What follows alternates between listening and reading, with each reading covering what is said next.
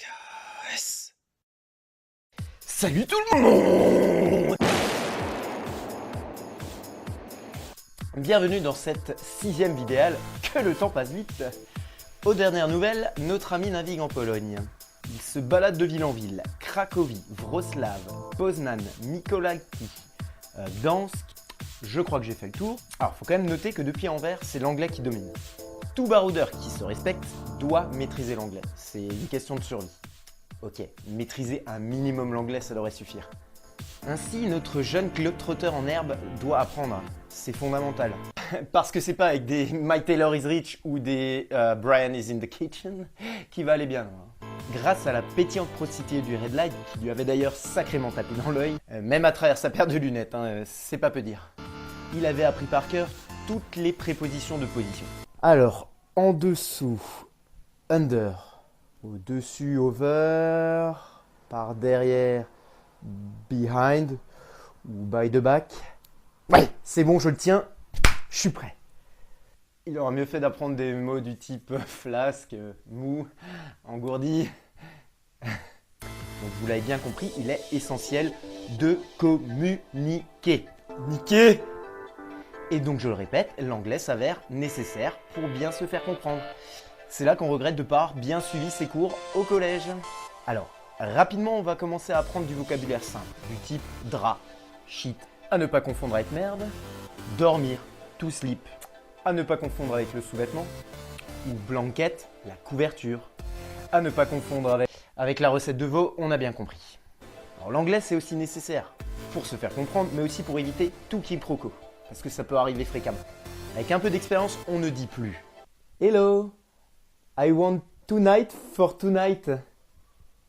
Ça c'est lorsqu'on veut demander de passer 2 nuits dans une guest house à partir de ce soir. Alors, de la même manière, on n'est plus à la ramasse lorsque quelqu'un nous explique que la 3e nuit est gratuite. If you take 3 nights, the last one is for free. On comprend rien. I don't understand. Ou pire, et ça nous est arrivé un nombre de fois incalculable, de simplement approuver bêtement de la tête quand un anglophone nous adresse la parole. C'est insupportable. Anglophone qui, bien sûr, imagine que toute personne au monde a pour langue d'origine l'anglais.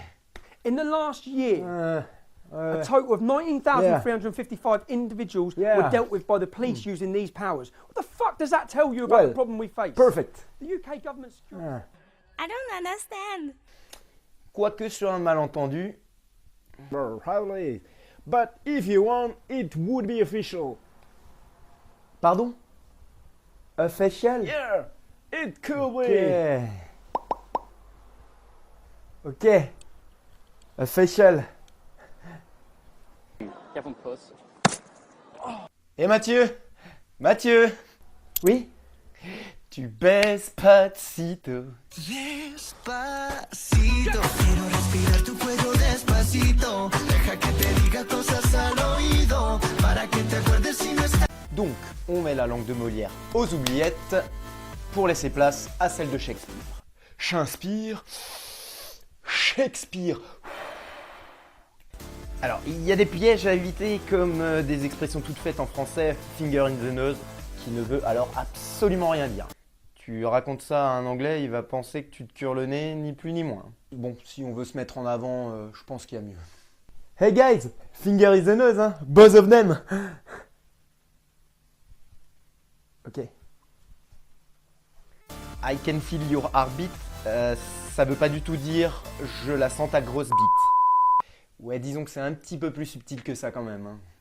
A contrario, pin veut dire épingle et coq ne signifie pas la poudre blanche qu'on prend pour se droguer. Hein. Ça par contre, ça veut dire bite. Vos amis aussi, as n'est pas la femelle du lièvre et Dick n'est pas un chanteur français ringard avec sa veste en cuir et sa banane. Hein. Rien à voir.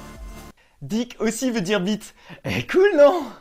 Et enfin, si vous voulez dire je ne peux pas, dites bien I can't et non I can't. Peut-être qu'un jour vous serez confronté à ça, mais bref, I can't. Sinon on croira que vous parlez de vagin. Alors, pour apprendre, chacun sa technique. Site internet, dictionnaire toujours en poche, série en VO.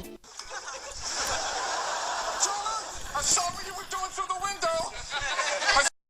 ou encore des documentaires avec un vocabulaire un tout petit peu technique.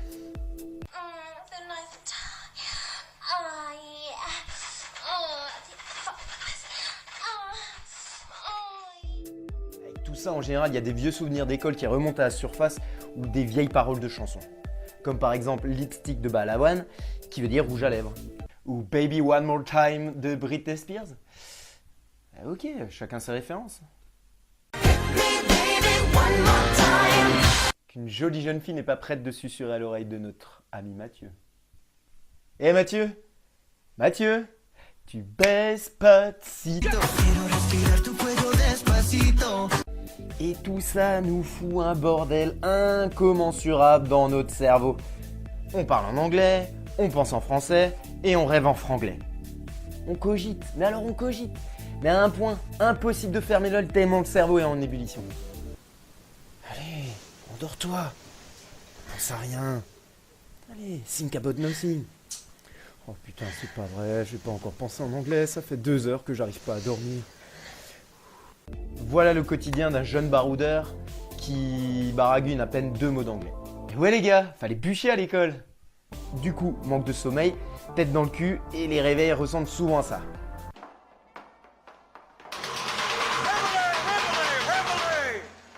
Allez, on va laisser Mathieu, il vient juste de s'endormir.